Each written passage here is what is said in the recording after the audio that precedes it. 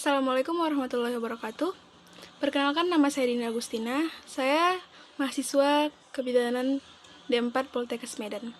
Di sini saya akan menjelaskan tentang sistem ovulasi sebagai tugas dari praktikum biologi reproduksi. Guys, kita akan membahas tentang pubertas, masa yang dimulai dari wanita mulai pubertas. Di tahap ini terjadi siklus ovarium, dan peristiwa ini terjadi dalam ovarium. Dan dalam siklus ini terdiri dari 3 fase, yaitu fase folikuler atau pravulasi, yang kedua ovulasi, yang ketiga luteal atau pasca ovulasi. Siklus ovarium ini ditandai dengan hormon GnRH yang berasal dari hipotalamus.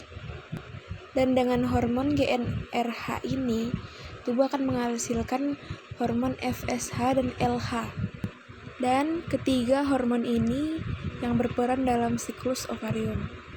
Nah, siklus ovarium ini berlangsung dalam 28 hari. Terus bagaimana sih terjadinya siklus ovarium ini? Nah, kita akan membahas tentang siklus ovarium ini, oke? Oke, kita akan mulai dari fase folikuler atau praovulasi. Ini terjadi dari hari pertama sampai hari ke-14 menstruasi. Di fase ini terjadi perkembangan folikel. Dan di tahap kedua, oogenesis, kita akan menghasilkan sel folikel primordial yang tersusun atas pragranulosa dan oosit primer. Nah, folikel primordial ini akan berkembang menjadi folikel primer. Dan perkembangannya dibantu dengan beberapa hormon. Sekarang kita sudah melihat perubahannya, di mana komponennya masih dengan oosit primer, tetapi pragranulosanya berkembang menjadi granulosa. Selain itu terdapat unsur tambahan sel TK. Karena adanya hormon FSH akan menstimulasi folikel primer menjadi folikel sekunder tahap awal. Perkembangannya pun ditandai dengan sel granulosa yang menjadi beberapa lapis.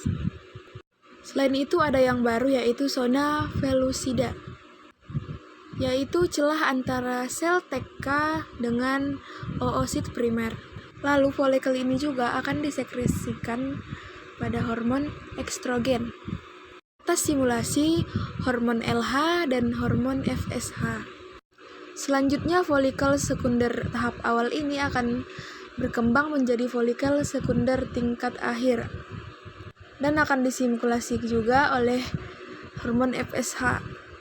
Kemudian terbentuknya kantung-kantung cairan folikel. Dan folikel sekunder tingkat akhir ini akan berkembang menjadi folikel tersier. Dan seperti biasanya, ini disimulasi oleh hormon FSH.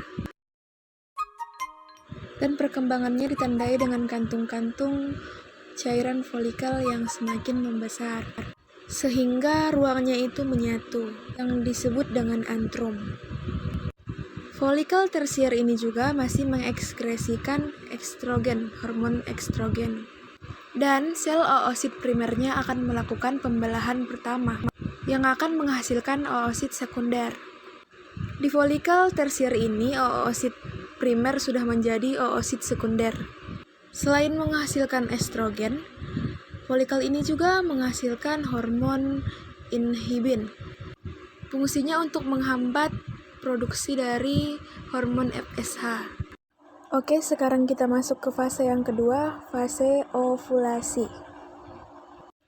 Tapi sebelum ini, pada hari ke-13 tadi, di saat hormon estrogen meningkat, maka hormon FSH dan LH akan menjadi tinggi. Namun karena produksi hormon inhibin membuat hormon FSH menjadi turun, yang berarti akan menjadi lonjakan hormon LH. Karena hormon LH tetap naik, lonjakan LH ini mengakibatkan bertambah banyaknya aliran darah pada folikel tersier. dan meningkatnya produksi enzim protease.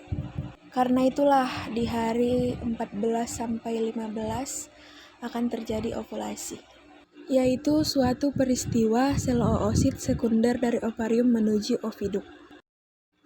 Dan ini yang disebut dengan ovulasi, pelepasan sel oosit sekunder dari ovarium menuju ke oviduk.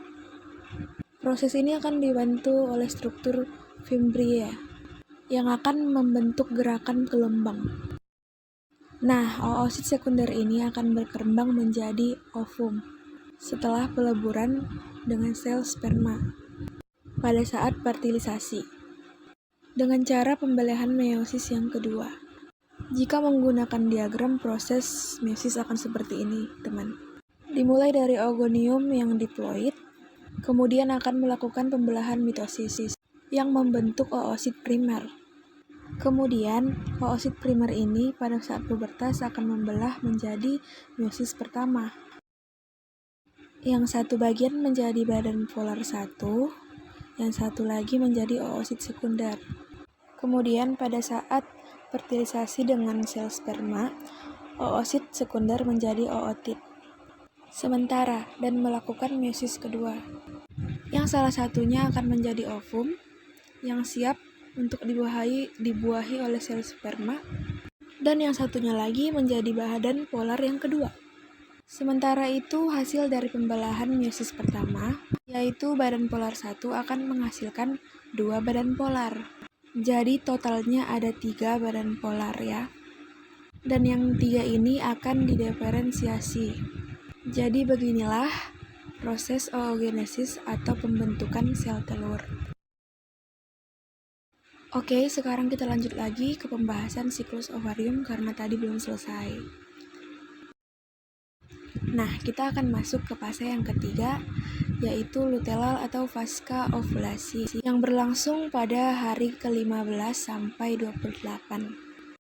Jadi, folikel yang ditinggalkan oleh oosit sekunder tadi, ia akan menyisakan sel granulosa. Atas stimulasi dari hormon LH, sel granulosa ini akan mensekresikan kolesterol dan lemak yang akan mengubahnya menjadi korpus luteum. Lalu korpus luteum ini akan disimulasi oleh hormon LH yang akan menghasilkan estrogen dan progesteron yang berperan untuk penebalan endometrium atau salah satu persiapan untuk kehamilan.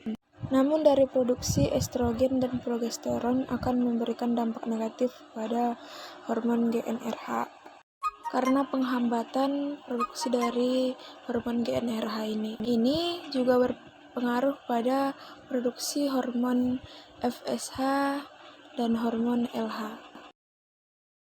Nah, karena rendahnya hormon LH akan merubah korpus luteum ini menjadi korpus albicans. Dengan penurunan fungsi ini, maka produksi estrogen dan progesteron akan menurun, sehingga hormon GnRH, FSH, dan LH akan meningkat lagi. Maka akan terjadi perkembangan folikel lainnya. Dan akan kembali lagi ke fase yang pertama, yaitu fase folikuler. Dan inilah proses dari oogenesis dan juga siklus dari ovarium, di mana proses oogenesis dimulai dari wanita masih embrio yang tempatnya pada ovarium.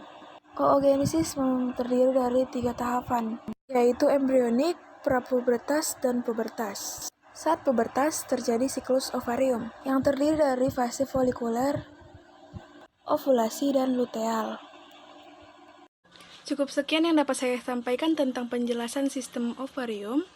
Kurang dan lebihnya saya mohon maaf dan semoga kita dapat mengambil sisi positif dari video tersebut. Terima kasih. Assalamualaikum warahmatullahi wabarakatuh.